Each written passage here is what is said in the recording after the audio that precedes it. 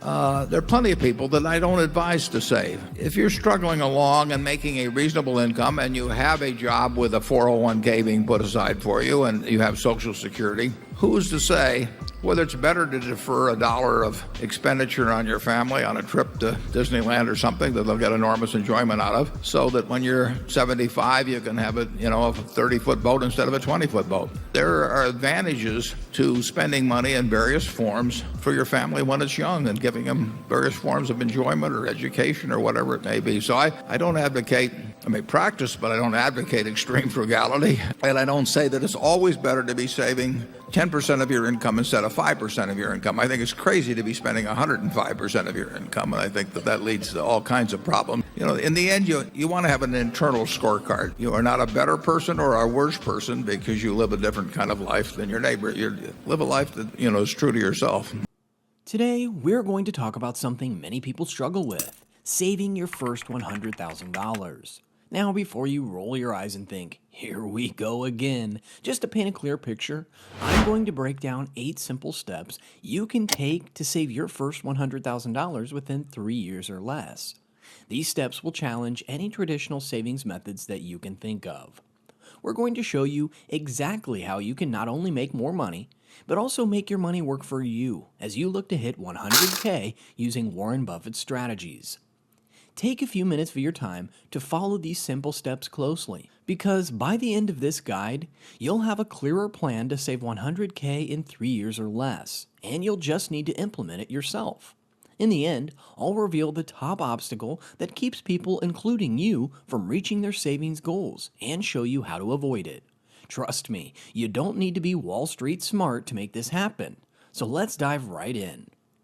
Step number 1, assess your current financial situation. Alright, let's get real for a second. Before you can start stacking those Benjamins, you need to know where you stand financially. Because it's not like you can make dough with water but no flour, can you? First things first, you've got to get a handle on your income and expenses. Sounds easy, but you'd be surprised how many people have no clue where their money goes each month. Here's the deal. Creating a budget gives you a real scope of what your small economy looks like. Without it, you're just wandering aimlessly without clear direction. Start by tracking every penny you earn and spend. Use tools like the Every Dollar app to make this easier. This app helps you create a budget that actually works for you. In reality, most people will often discover an extra $350 a month that just slips away in things like your monthly gym membership, where you end up showing up only 1 or 2 days each week. Now, before you get too excited about hitting your first 100K in savings, we need to set up an emergency fund. Aim for $1,000 to start with. The thing is, you need money saved up for unexpected expenses. Like when your car decides to hard start and now you have to replace a part. But here's what's truly fascinating. Having even a small emergency fund can prevent you from falling into the debt trap. Just remember what Buffett says: do not save what is left after spending, but spend what is left after saving. So, get your $1,000 squirreled away first and you'll be ahead of the game already. At this point, we've set the stage and taken our first steps towards true financial freedom. Stick around because next, we're going to talk about how to eliminate debt completely, a crucial step in Warren Buffett's playbook for building wealth. Trust me, you don't want to miss this next section. Step number 2, eliminate high-interest debt. Alright, so you've got your budget in place and your emergency fund is looking healthy. What's next? It's time to tackle that monster lurking in your financial closet: high-interest debt. You see, saving money while drowning in debt is kind of like trying to fill up a bathtub with the drain open. It just doesn't work. Here's where we bring in the big guns: the debt snowball technique. This strategy revolves around momentum. Let me explain. You start by listing all of your debts from smallest to largest, regardless of the interest rate. Pay off the smallest debt first while making minimum payments on the others. Once the smallest debt is paid off, take that payment and apply it to the next smallest debt, and continue that way. You want to try this method because each victory gives you a psychological boost as you level up. But why does Warren Buffett advocate for eliminating high-interest debt first? Because high-interest debt constantly sucks away your money in a more dangerous way than you can imagine. By clearing these debts, you're freeing up cash that can be redirected towards savings and investments. To give you a clearer picture, let's assume you have these debts: $500 on a store credit card at 20% interest, $1,500 on a personal loan at 10% interest, and $5,000 on a credit card at 18% interest. Start with the $500 debt. Maybe you can pay it off in a couple of months. Then take the payment you were making on that debt and add it to the payment on the $1,500 loan. By the time you reach the $5,000 debt, you've built a prevailing debt-paying system. Not only will this method get you out of debt faster, but it will also save you a boatload in interest payments. With high interest debt out of the way, it's time to focus on your savings goal. And this is where things start to get exciting. Don't forget that in the end, I'll reveal the top obstacle that'll keep you from reaching your savings goals and show you how to avoid it. Step number 3, set a clear savings goal. You see, saving $100,000 in 3 years is no small feat, but it's definitely possible. First of all, we need to break down the goal into subunits. Here's the simple math. $100,000 divided by 3 years is roughly $33,000 per year. Break that down further, and you're looking at about $2,750 per month. Sound intimidating? Don't sweat it. We're going to eat this elephant one bite at a time. Which calls for a need to set milestones. Milestones will help keep you motivated and on track. Think of milestones as mini goals and make the big goal feel more manageable. For example, you can look to save $8,250 every quarter. These will act as checkpoints, ensuring that you're moving in the right direction and allowing you to adjust your strategies if needed. Remember to celebrate your progress along the way.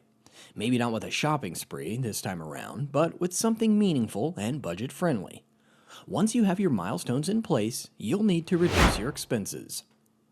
That brings us to step number 4, reduce expenses. Now, this is where you can make some real headway towards hitting that $2,750 monthly savings target. First, tackle the low-hanging fruit. Subscription services you barely use? Cancel them. Dining out several times a week? Cut back and start cooking at home. Those little luxuries that add up, like daily lattes or impulse buys, maybe it's time to limit those habits. The truth is, many people will find out that hundreds of dollars slip away into things like recurring subscriptions for things they use once or twice. And yes, cutting back expenses requires some real sacrifice, but the end result is worth it. Now look at optimizing your essential expenses. Shop around for better insurance rates. You'd be surprised how much you can save. Reduce utility bills by being more energy efficient. Switch to LED bulbs, unplug electronics when not in use, and consider smart thermostats.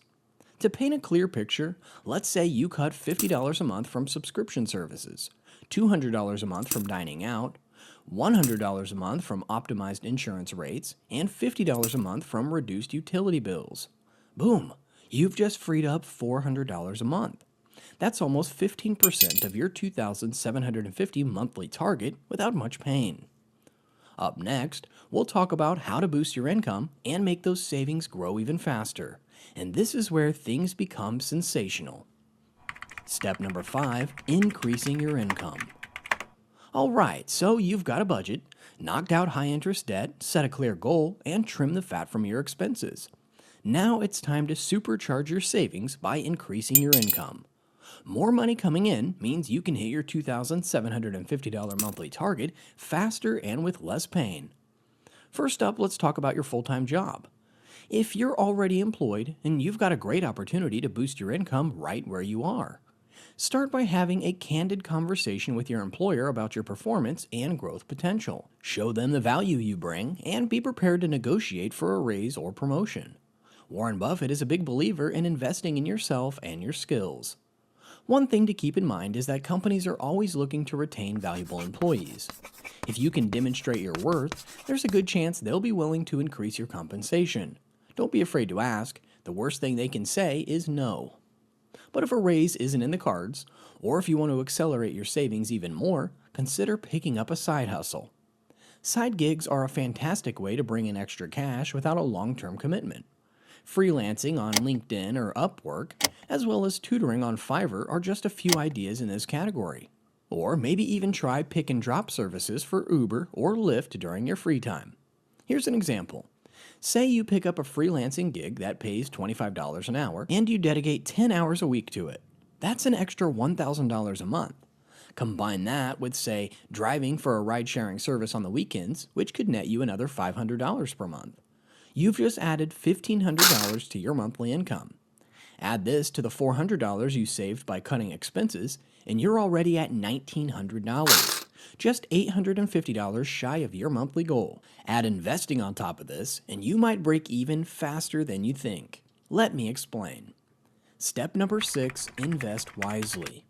Here's the thing. Increasing your income is crucial, but it's not the only thing that's important. You also need to make your money work for you. And who better to take investment advice from than Warren Buffett himself? See, Buffett's approach to investing is all about the long game. He's a huge fan of low-cost index funds, which offer broad market exposure and low fees. These funds are less risky than picking individual stocks and earn compound interest over time. It's essential to strike a balance between saving for emergencies and investing for growth. Keep your emergency fund liquid and accessible. Think high-yield savings accounts.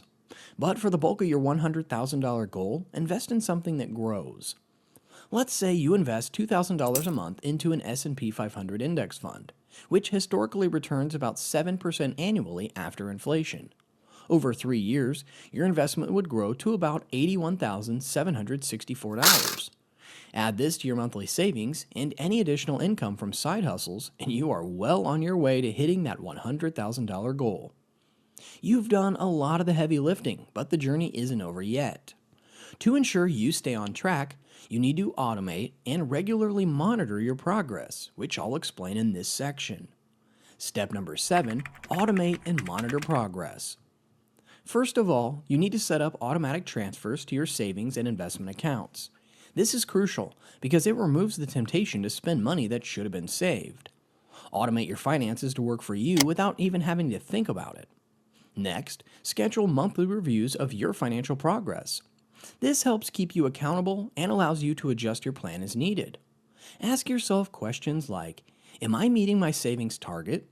Will I need to tweak my budget a little or find additional income sources? The truth is that life happens and circumstances might change altogether. Be flexible and ready to adjust your plan. If you get a raise, increase your savings rate. If unexpected expenses arise, reassess and make necessary changes. The key is to stay committed and keep your eye on the prize. Now that you understand why you need to automate, let's fine-tune your plan and make your savings grow in the most powerful way possible. Step number 8, leverage high-yield savings accounts. Now, let's talk a bit about high-yield savings accounts. This is a game changer. They offer significantly higher interest rates compared to regular savings accounts, meaning your money earns more just by sitting there. Warren Buffett might call this the earning while you sleep. A typical savings account might offer a measly 0.01% interest rate. In contrast, high-yield accounts can offer rates around 4 to 5%. That's a huge difference and can add up over time. Let's look at some real data. Suppose you manage to save $2,750 a month in a high-yield savings account with an annual interest rate of 4.5%. Over 3 years, your savings would not just be $99,000, which is 36 months times $2,750, but would actually grow to approximately $103,637, thanks to compound interest. Now, here's the part you've been waiting for. The top obstacle that keeps you from reaching your savings goals and how to fight it. The top obstacle is lifestyle inflation. The truth is that lifestyle inflation is a huge thing here. This happens when your spending increases as your income grows. The thing is that when you start earning more, it's super tempting to upgrade your car or buy the new iPhone. And this behavior ends up derailing your savings plan faster than you can imagine. But keeping up with the Joneses is what's fueling your lifestyle inflation. You see, social media is constantly amplifying the pressure to showcase a lavish lifestyle. Your friend just posted pictures from a luxury vacation. Another one flaunted their new car, and suddenly you feel the need to keep up. This desire to match others' spending habits can lead to financial decisions that are more about impressing others than achieving your financial goals. But you can stay true to your financial goals and avoid the trap of unnecessary spending by resisting social pressure. Always remember that your financial journey is unique, and comparing it to others will only distract you from what truly matters. Okay, now it's time to take action. Start now and set up your budget. Cut unnecessary expenses, find ways to increase your income, and begin saving and investing wisely. Stay committed, keep your eyes on the prize, and you'll make that $100,000 dream a reality. Be sure to check out our next video on how you can make your first $1 million in the next 7 years.